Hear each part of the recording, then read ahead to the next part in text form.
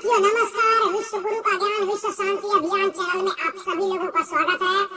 और आज हम आप लोगों के सामने उलटवासी वाणी लेकर आए हैं, यानी कि ऐसी उलटवासी वाणी जो आप लोगों को आश्चर्य में डाल देने वाली है। जैसे कि आपने शब्द में प्रथम में ही देखा होगा, जो कि उसमें लिखा गया है नैया में नदियां डूबी जाए, जबकि नदी में नाव को डूबना चाहिए। लेकिन शब्द यहाँ पर इसी को उलटवासी वाणी कहते हैं, यानी उल्टी शिक्षा। उल्टे तरीके से सदगुरु कबीर साहब ने सही शिक्षा देने का प्रयास किया है। आप यूँ समझो कि मुर्दे ने जिंदा को खा लिया है। अब यहाँ आपको थोड़ा समझ में नहीं आता होगा कि मुर्दा जिंदे को कैसे खाएगा, है ना। तो यहाँ आप ये भी समझ पाएंगे कि मुर्दा जिंदे को कैसे खा लेता है, और आप ये भी समझ पाएंगे कि नदी में नाव को डूबना चाहिए, लेकिन यहाँ तो नाव में नदियाँ डूबी जा रही है ना।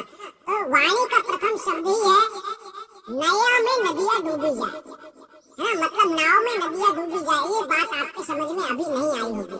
चलिए हम जानते हैं नाव क्या होता है। सबसे पहले तो आपको नाव जानना है कि नाव क्या होता है। नाव वो होता है जैसे समुद्र में नाव चलता है, और नाव लकड़ी का होता है, मान लीजिए लोहे का हो, किसी का हो, सिल्वर का, प्लास्टिक का, जिसका भी हो, आप उसके ऊपर सवार होते हैं, वो नाव माना जाता है। ठीक है, अब आपको यहाँ पर समझना है कि नाव क्या हो गया। तो साथियों ये शरीर ही आपका नाव है, और इस प्रकार के सभी शरीर संसार में जितने शरीर हैं, जितने प्रकार के शरीर हैं, उन सब में एक आत्मा सवार है। एक आत्मा सवार है, यानी एक चेतन आत्मा। ध्यान रखें, है ना। अब ये चेतन आत्मा का खेल थोड़ा अजीब है साथियों।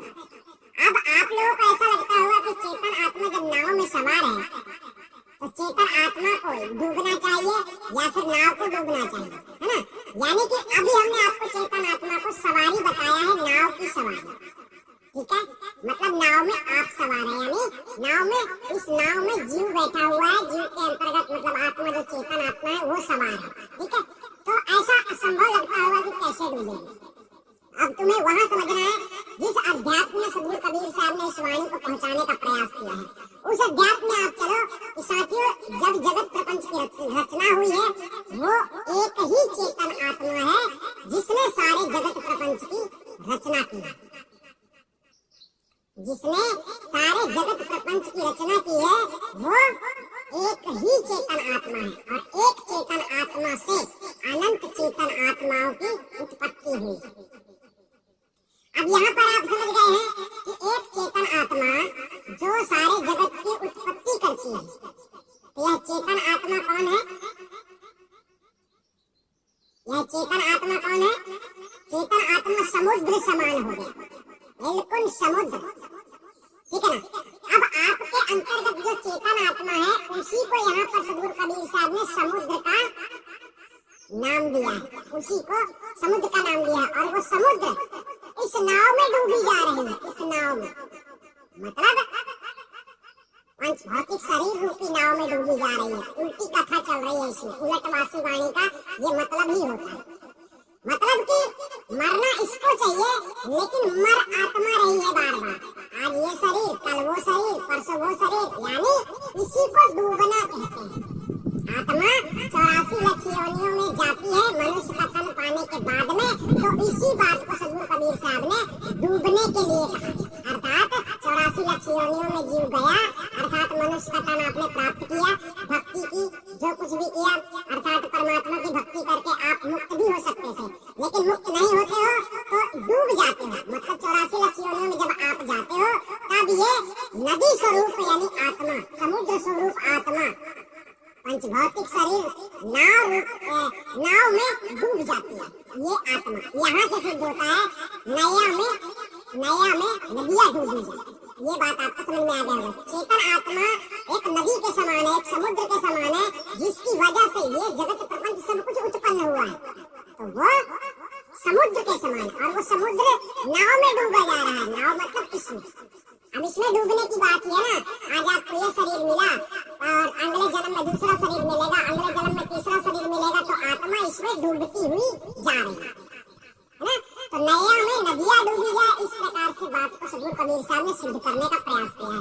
हमने बारंबार बताया है कि एक चेतन आत्मा से सारा जगत प्रपंच की उत्पत्ति हुई है।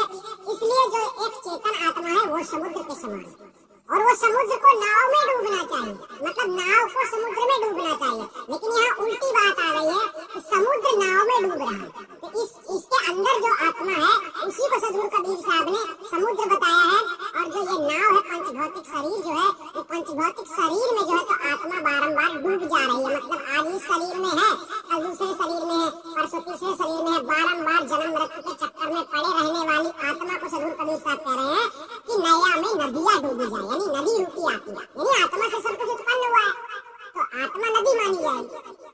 इसी प्रकार से अभी आपको ये समझ में नहीं आया होगा कि जो मुर्दे हैं वो जिंदे को खा रहे हैं। अभी इस बात को आप भी अच्छी तरह से थोड़ा नोट कर लो, समझने की बात है।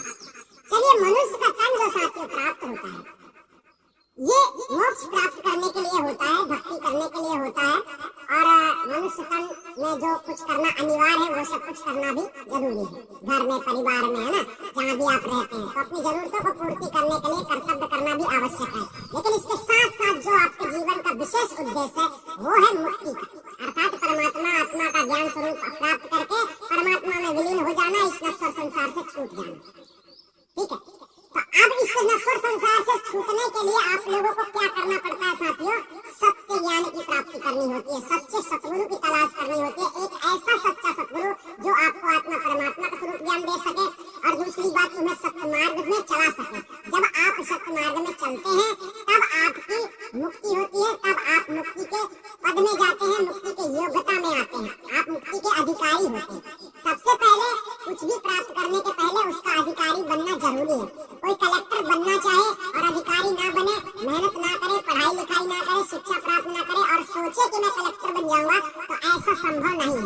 इसी प्रकार भक्ति करने वाले व्यक्ति को, सभी व्यक्ति को सोचना चाहिए, जब तक आपके अंतर्गत अधिकार नहीं आते हैं, जब तक आप उस योग्यता को नहीं प्राप्त करते हैं, जिस योग्यता को प्राप्त करने से परमात्मा की प्राप्ति आपको संभव है, जब तक वो योग्यता आपके अंदर नहीं आती है तब तक परमात्मा को प्राप्त करने के आप अधिकारी ही नहीं होते हैं। तो फिर आप कितना भी सोचें, कितना भी, अब होता क्या है कि वर्तमान में देखो, मुर्दे जिंदा को खाते हैं। अब यहाँ आपको समझना है कि मुर्दे जिंदा को कैसे खाते हैं, उस बात को समझा रहे हैं। जो अक्षर से ज्ञान लिखा जाता है ये मुर्दे माने जाते हैं, ध्यान रखें। जिस अक्षर से ज्ञान लिखा जाता है, जैसे किसी ने कह दिया है, लिख दिया है किताब में कि भाई प्रकृति में ध्यान लगाना होता है, ये लिखा हुआ है, ये मुर्दा है, ये मुर्दा है, उसमें चेतना नहीं है। लेकिन आप लोगों ने उसे पढ़ा, आप लोगों ने ऐसा समझा, अर्थात गलत शिक्षा को आपने प्राप्त किया। तो गलत शिक्षा को प्राप्त करने के बाद आप वही करने लगे जो गलत शिक्षा आपको मिली है। जैसे किताबों में, ग्रंथों में लिखा होता है, ग्रंथों में कहीं लिखा होगा सत्य नाम का सुमरन कीजिए, किसी ने लिखा होगा आदि नाम का सुमरन कीजिए, किसी ने लिखा होगा श्वासा का जाप कीजिए, किसी ने लिखा होगा राम नाम का पाठ पढ़िए, किसी ने लिखा होगा हनुमान चालीसा पढ़िए, किसी ने लिखा होगा भागवत पढ़िए, किसी ने लिखा होगा यज्ञ करिए। इस प्रकार के नाना प्रकार के परमात्मा के नाम के जितने आडंबर पाखंड संसार में चलाए जा रहे हैं, अर्थात जो झूठी भक्ति आप लोगों को कराई जा रही है, और ये झूठी भक्ति को आप लोग स्वीकार कैसे करते हैं? ग्रंथों में लिखा गया है, तो जो किताबें लिखी हुई है साथियों, ये मुर्दे, और ये मुर्दे जो है जिंदा लोगों को खा रहे हैं। जिंदा लोगों को खाने का मतलब ये है कि आप सभी सर्वत्र जगत में भक्ति करते हैं। अगर आपको सत्य भक्ति प्राप्त होती है, सच्चा गुरु से भक्ति प्राप्त होती है, सच्चे सतगुरु के बताए मार्ग पे आप चलते हैं, तो आप लोगों की मुक्ति हो जाती है, यानी आप अजर अमर हो जाते हैं।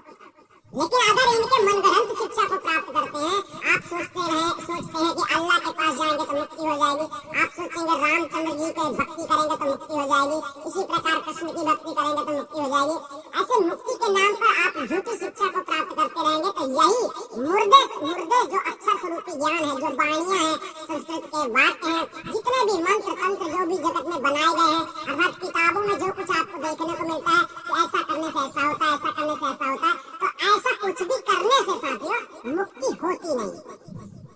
तो इसका मतलब क्या होता है? आपको ये अक्षर रूपी ज्ञान जो है तो खा लेते हैं, आपको गलत शिक्षा, जितने लोगों से गलत शिक्षा की प्राप्ति होती है और उस गलत बात को आप सही मान लेते हैं, तो परिणाम ये होता है कि अंतिम समय में आपकी मुक्ति नहीं होती, आपको मरना पड़ता है, यानी मरोगे, अर्थात दूसरा शरीर धारण करोगे, दूसरी योनि प्राप्त करोगे, अर्थात जन्म मरण के चक्कर से छूटोगे नहीं, जन्म मरण के चक्कर में फंसे ही रहोगे। तो ये कौन खा रहा है? ये मुर्दे जो है तो जिंदा को खा रहे हैं, यानी आप लोग हमेशा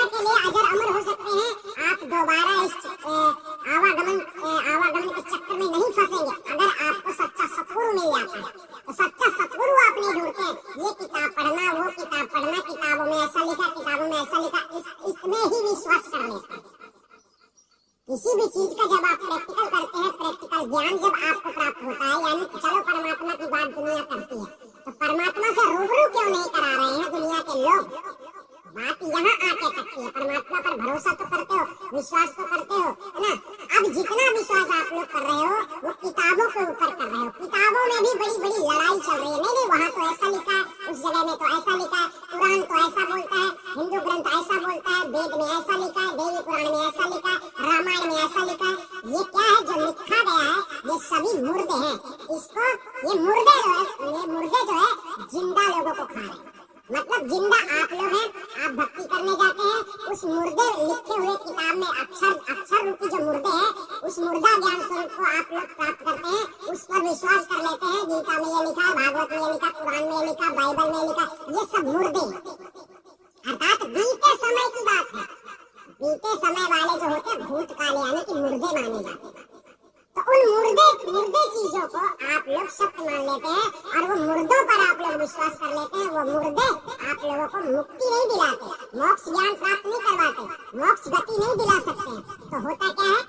आप लोग फिर से 84 लाख योनियों में चले जाते हैं। मतलब मुर्दे ने जिंदा को खा लिया। यहाँ समझना। तो इसी प्रकार से साथियों अब शब्द में हम आगे बढ़ते हैं और जानते हैं सद्गुरु कबीर साहब ने बहुत ही अजीबोगरीब दास्तान इस वाणी में कही है, उलटवासी वाणी, इसीलिए इसको कहा गया। तो चलिए आगे सद्गुरु कबीर साहब कहते हैं, एक अचंभा हमने देखा बंदर दूहे गाय। एक अचंभा हमने देखा बंदर दूहे गाय, माखन माखन आपन खायो घिया बनारस जा। ध्यान से समझना, माखन माखन आपन खायो घिया बनारस जा। सबसे पहले चारों चीजों को समझना है। एक अचंभा हमने देखा, ये कौन कह रहा है? ये सद्गुरु कबीर साहब कह रहे हैं कि मैं संसार में देख रहा हूँ कि मन रूपी बंदर माया रूपी गाय को दू रहा है। अब यहाँ आपको समझ लेना है कि मन और माया का दूसरा नाम होता है ब्रह्म निरंजन और आद्या शक्ति। आद्या शक्ति दोनों मिलकर इस संसार प्रपंच की रचना करते हैं, ठीक है ना? तो अब माया जो है, तो माया को जो मन जो है तो माया को विषय करता है। ध्यान रखें, मन माया को विषय करता है, तब जीव उत्पन्न होता है। यानी ब्रह्म निरंजन और आद्या शक्ति से जीवों की उत्पत्ति हुई। तो यहाँ पर सद्गुरु कबीर साहब बता रहे हैं कि एक अचंभा हमने देखा बंदर दूहे गाय, माखन माखन आपन खायो घिया बनारस। अब यहाँ पर शब्द आ रहा है कि मन रूपी जो बंदर है, माया रूपी गाय को दू रहा है, जिससे जीव रूपी मक्खन उत्पन्न हो रहा है। ठीक है, अब जब माया को दुहेगा तो दुहने के बाद में मक्खन बनेगा। तो मक्खन रूपी जीव को जो है तो साथियों ये मन और माया मिलके परेशान कर रहे हैं, खा रहे हैं। मतलब परेशान करने का मतलब खा रहे हैं, बात वही आ गई। और घिया बनारस जा, घी का मतलब असली सार तत्व जो है साथियों, अर्थात जो चेतन आत्मा है, ये बारंबार 84 लाख योनियों में भ्रमण करती है, अर्थात भटक रही है। मतलब घिया बनारस जा, बनारस शब्द यहाँ पर साथियों 84 लाख योनियों के लिए बताया गया है, यानी मुक्ति की अवस्था वाले शब्द को बनारस नहीं बताया गया। यानी कि जीव जो भटकता रहता है प्राणी इस संसार में, तो उसी जगह को यहाँ पर सद्गुरु कबीर साहब ने बनारस कह दिया 84 लाख योनियों ना बोलने के साथ।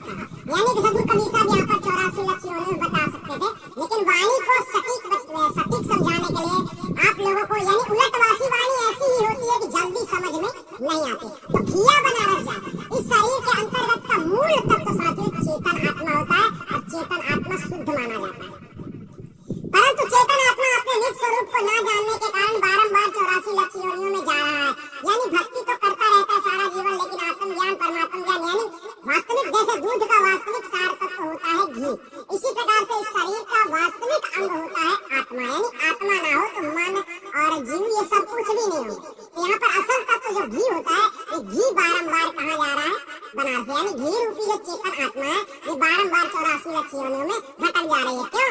क्योंकि मन और माया का विषय, मन और माया के खेल को जो आत्मा है समझ नहीं पा रही है। और मेन बात यह है कि आत्मा अपने निज स्वरूप को नहीं समझ पा रही है। इस कारण से आत्मा को बारंबार साथियों 84 लाख योनियों में जाना पड़ता है। और ये खेल कौन खिला रहा है? ब्रह्म निरंजन। यानी ब्रह्म निरंजन से छूटने के लिए, काल जाल से छूटने के लिए भक्ति का मार्ग अपनाना पड़ता है। लेकिन बारंबार इस संसार में होता क्या है कि यमराज के दूतों ने इस प्रकार से सर्वत्र जगत में पाखंड फैला रखा है कि जीवों की आंखें ही नहीं खुलती हैं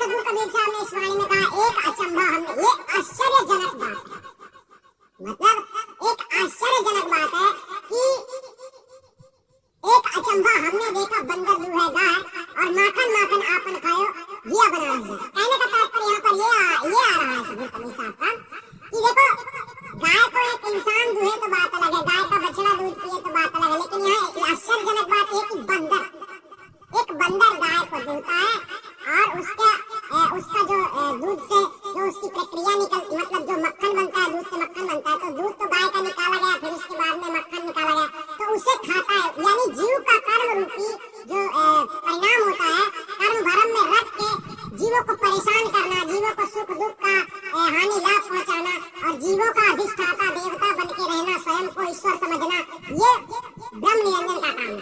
कहने का तात्पर्य यहाँ पर ब्रह्म निरंजन को बंदर शब्द दिया गया है, आज्ञा शक्ति को यहाँ पर गाय शब्द दिया गया है और जीव को साथ में यहाँ पर माखन शब्द दिया गया है। और जीव का जो वास्तविक अस्तित्व है, यानी जीव जिसके वजूद से खड़ा होता है, वो भी है। कहने का तात्पर्य है कि आत्मा, शुद्ध चेतन आत्मा, तो शुद्ध चेतन आत्मा की मुक्ति के लिए साथियों जीव को ऐसा कर्म करना पड़ता है कि जीव यानी आत्मा का कल्याण हो जाए, आत्मा निर्दोष हो जाए। लेकिन आत्मा को इतना ज्ञान नहीं है, ऐसा सतगुरु नहीं मिलता है, इस कारण से बार बार जो है तो आत्मा को बनारस यानी कि 84 लक्ष्य योनियों में जाना पड़ता है। इसके आगे सदगुरु कबीर साहब ने इसी प्रकार से उलटवासी समझाने का प्रयास किया है, उसे भी अच्छी तरह समझ लेते हैं। आगे साहब ने कहा है, एक अचंभा हमने देखा कुआं में आगी लाग, एक अचंभा हमने देखा कुआं में आगी लाग, पानी पानी सबरो जली गयो, मछली खेले था। अब देखिए यहाँ पर साहब ने एक अचंभा फिर से बताया कि मैं आश्चर्यजनक देख रहा हूँ, मेरी आंखों में जो मैं देख पा रहा हूँ, अर्थात आश्चर्य लगता है कि सारे संसार में, अब ये सारा संसार रूपी कुआं है साथी, ये सारा संसार जो है तो एक कुआं है, जिस कुएं में आग लगी हुई है।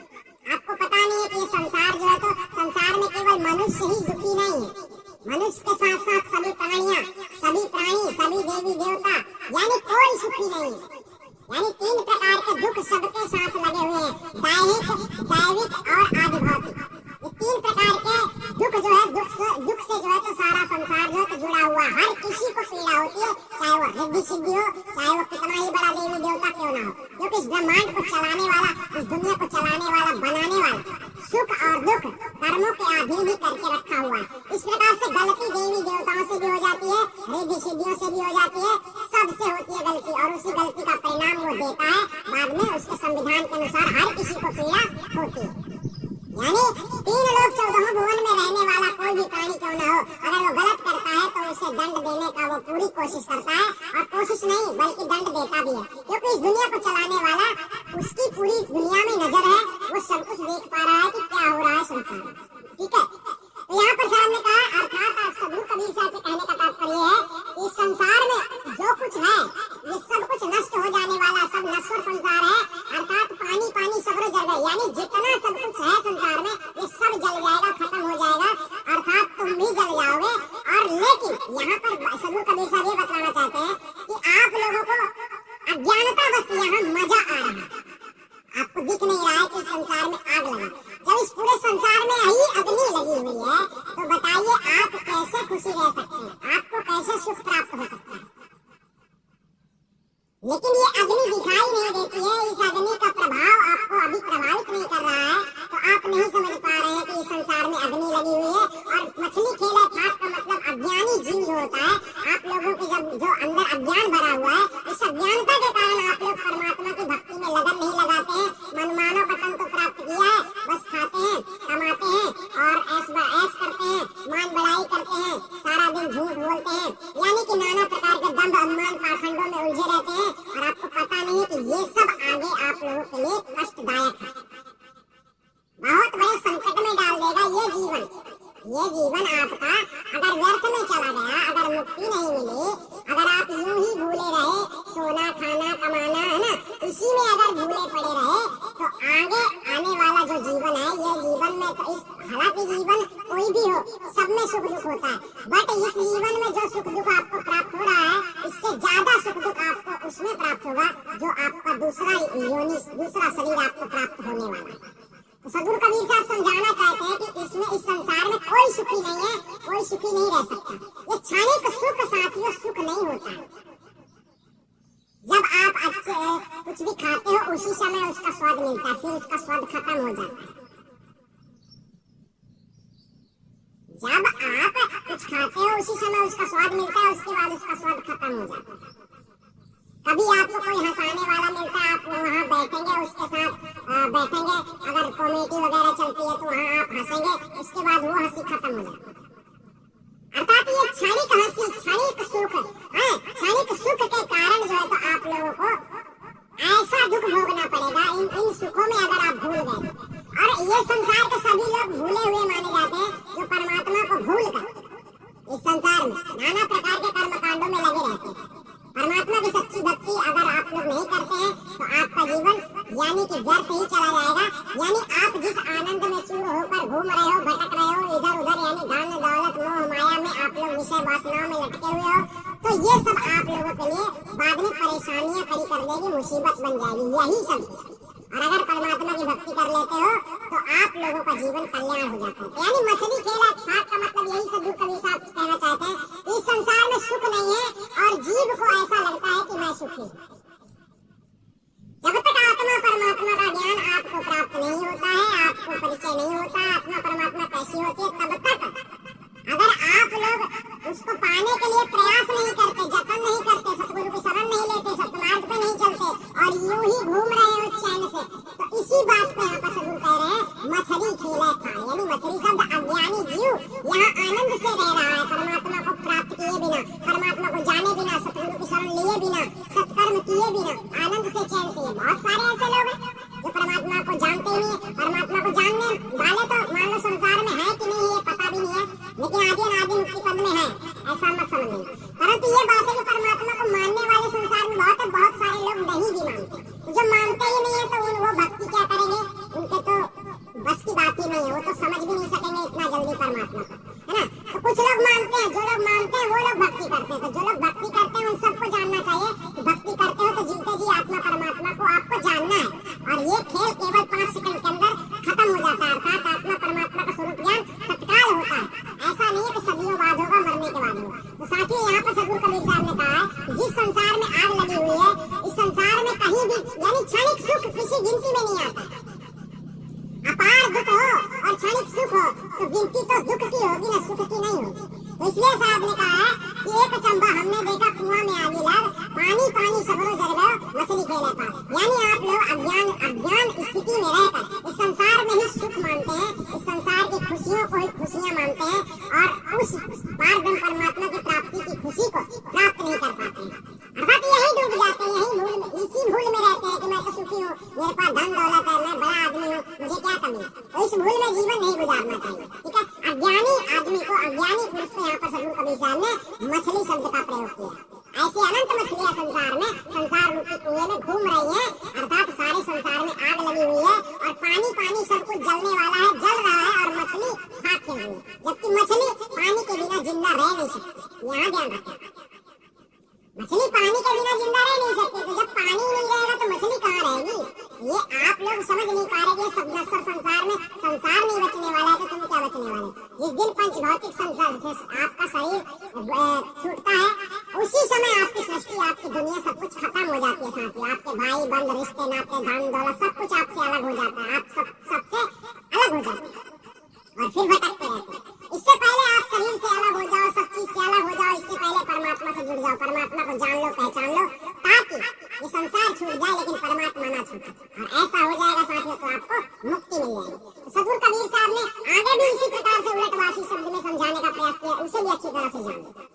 आगे शब्द कहता है एक अचंबा हमने देखा ताल में आगी लग, एक अचंबा हमने देखा ताल में आगी लग, बगुला बजावे बांसुरी और मेढक बजावे ताल।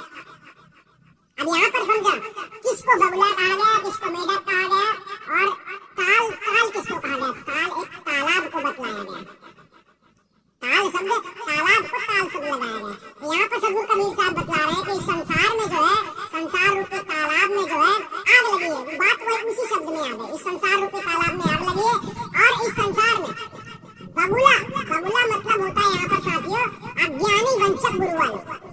ये लोग बांसुरी बजाते हैं। बांसुरी बजाने का मतलब यही है, घर घर जाते हैं, घूमते हैं, सत्संग करते हैं, शिष्य बनाते हैं और मेढक बजावे ताल। मेढक का मतलब यहाँ पर होता है अज्ञानी शिष्य, जिसे ज्ञान नहीं है, ज्ञान लेने के लिए गुरुओं के पास जाता है। तो गुरु कौन यहाँ पर हो गया? अज्ञानी गुरु बगुले के समान। बगुला मतलब सफेद होता है, आपको कलर से समझना है। तो इस संसार में भेष धरने वाले जितने पाखंडी गुरु हैं, आडंबरी गुरु हैं, जो आत्मा परमात्मा को जानते नहीं है, और ऐसे लोग भक्त बने फिरते हैं, संत बने फिरते हैं, गुरु बने फिरते हैं, ऐसे लोगों को साहब ने यहाँ पर संकेत कर दिया, बगुला बजावे बांसुरी। बांसुरी का मतलब यही हो गया, बांसुरी का मतलब बांसुरी मत समझ लेना, बगुला बजावे बांसुरी। बगुला बांसुरी कभी नहीं बजाता, लेकिन यहाँ पर समझना आप लोगों को, पाखंडी गुरु वालों जो उपदेश करते हैं वही बजाना, बांसुरी बजाने का मतलब होता है। पाखंडी गुरु वालों संसार में उपदेश देते हैं, ऐसा नहीं करना चाहिए, मुक्ति प्राप्ति के लिए ऐसा करना चाहिए, नाना प्रकार की शिक्षा देते हैं ना। तो ये बगुला वंचक गुरु, अज्ञानी गुरु वालों के लिए यहाँ पर बगुला बताया गया है। और उसी बांसुरी के बेसुरी धुन को सुनने वाले, अर्थात उल्टी सीधी शिक्षा को प्राप्त करने वाले शिष्य को यहाँ पर सद्गुरु कबीर साहब ने मेढक बताया, अर्थात मेढक बजावे ताल। बात यही है कि अज्ञानी संतों, अज्ञानी साधु, अज्ञानी गुरुओं के पास जो मेढक जैसे मतलब कम बुद्धि वाले है ना, ओछी बुद्धि वाले लोग जाते हैं और उनके सत्संगों को सुनकर तालियां बजाने लगते हैं। समझ में विशेष जो मतलब इनके समझ में सही आ जाता है कि जो गलत है, गलत शिक्षा दे रहा है, तो गलत शिक्षा देने वाले की लोगों को, गलत सुनने वाले लोगों को, मतलब आप लोग भी गलत हैं और वो तो गलत है ही, तो उसकी बात आप लोगों को जल्दी जम जाएगी।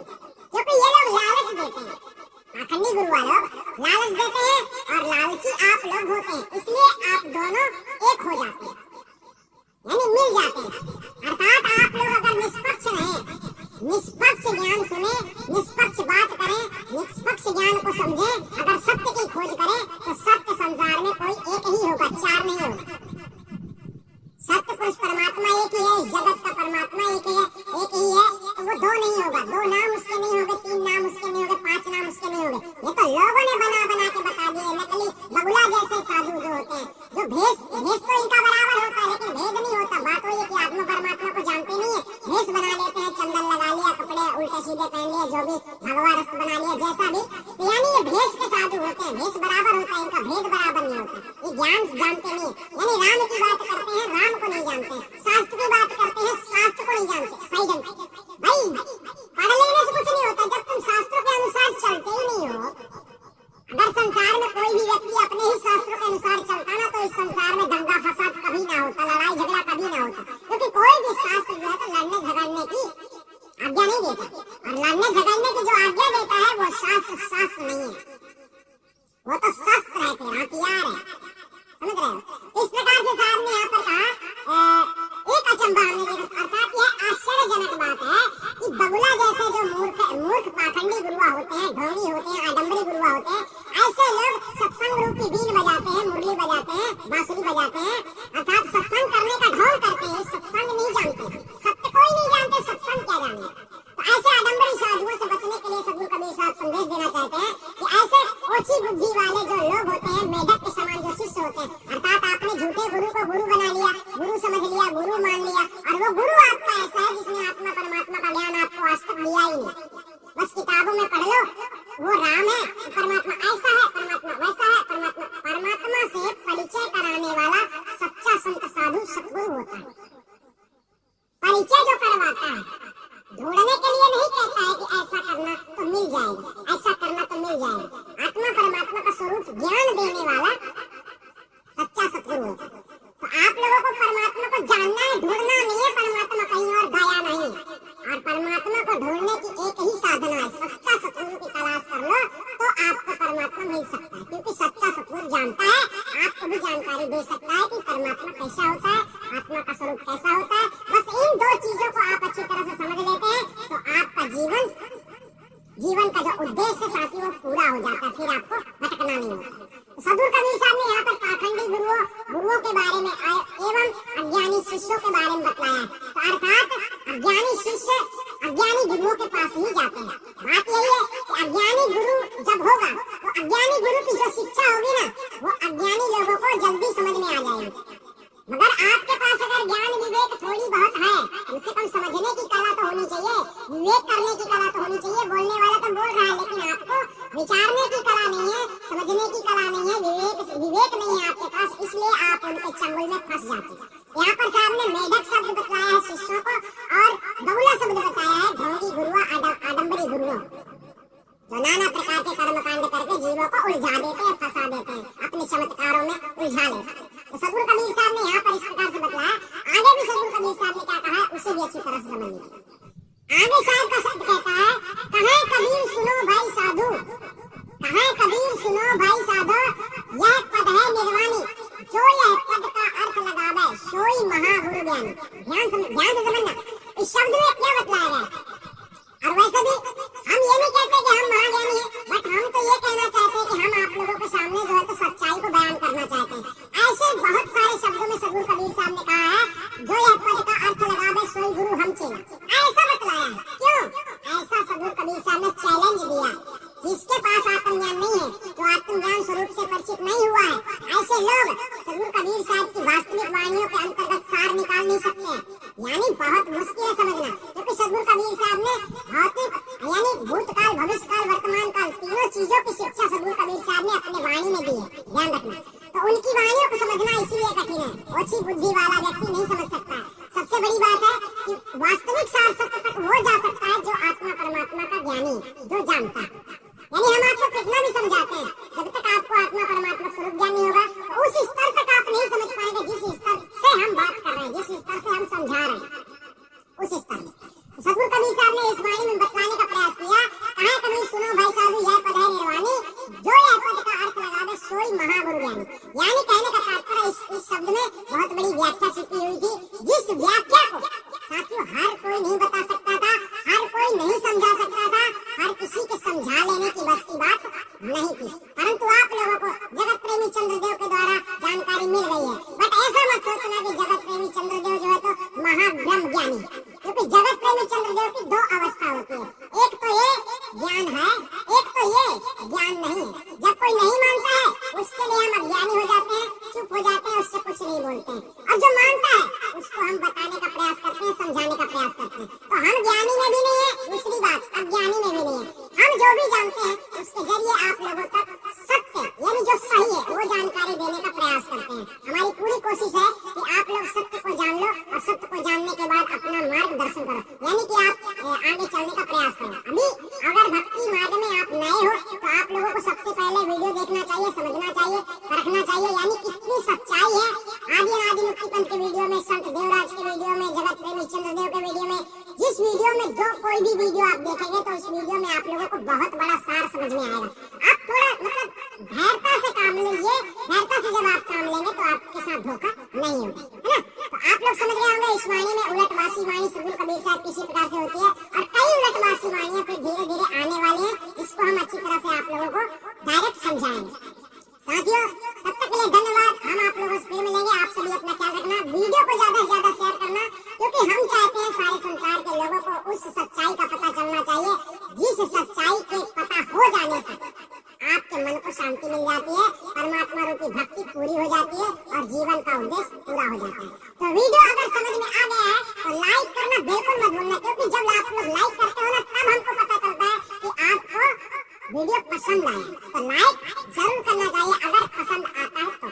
नहीं आता है तो नहीं लाइक करना, लेकिन आता है तो लाइक करना, तब हमको समझ में आएगा कितने लोग हमारी बात को समझ पा रहे हैं, ये वाणी कितने लोगों को अच्छा लग रही है ना। तो लाइक करना ना भूले, लाइक कर दिया करो, कोई भी वीडियो देखो, अगर पसंद